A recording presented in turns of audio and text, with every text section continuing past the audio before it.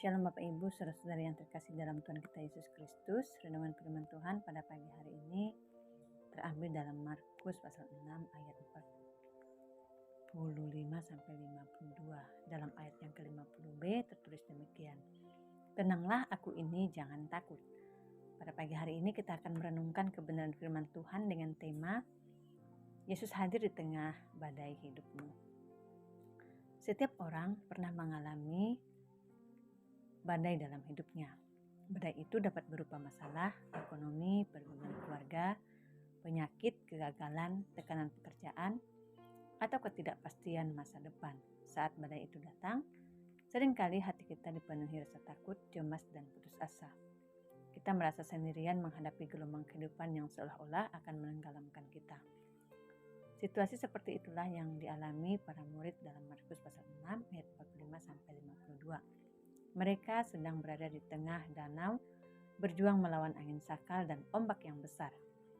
Tenaga mereka terkuras dan hati mereka dipenuhi ketakutan. Namun di saat yang paling sulit itu, Yesus datang menghampiri mereka berjalan di atas air dan berkata, "Tenanglah, aku ini, jangan takut." Perkataan Yesus ini bukan sekedar kata-kata penghiburan, melainkan jaminan akan kehadirannya.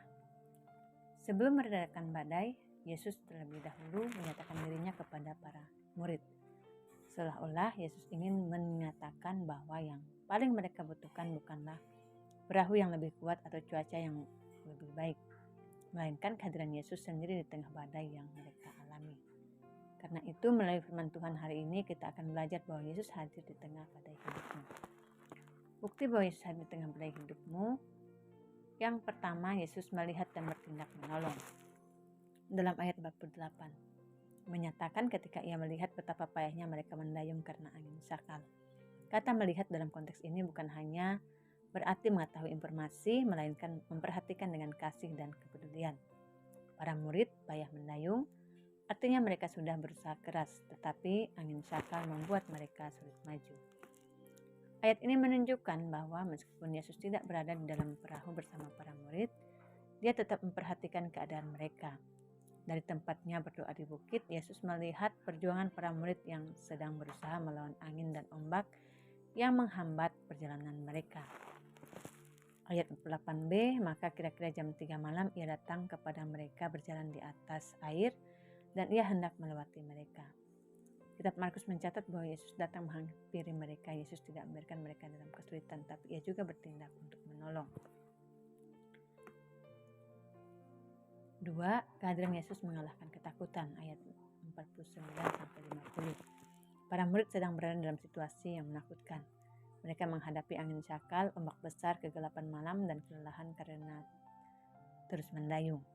Ketika melihat sosok yang berjalan di atas air, ketakutan mereka semakin besar karena mereka mengira itu hantu. Namun Yesus segera menenangkan mereka dengan berkata, "Tenanglah, aku ini, jangan takut."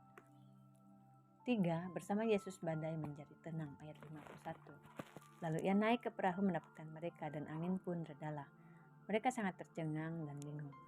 Ayat ini merupakan puncak dari peristiwa ketika para murid bergumul melawan angin sakal di tengah danau. Mereka telah berjuang berjam-jam dengan kekuatan sendiri tetapi tidak mampu mengatasi badai. Namun semuanya berubah ketika Yesus naik ke dalam perahu mereka.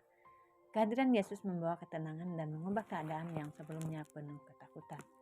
Karena itu, apapun badai yang sedang kita hadapi hari ini, jangan kehilangan iman. Ingatlah bahwa Yesus melihat dan bertindak menolong. Kehadiran Yesus mengalahkan ketakutan dan bersama Yesus badai menjadi tenang. Maka peganglah janjinya, tenanglah, aku ini, jangan takut. Sebab selama Yesus ada dalam perahu kehidupan kita, tidak ada badai yang dapat memisahkan kita dari kasih dan pertolongannya. Amin. Selamat beraktivitas, Tuhan Yesus memberkati.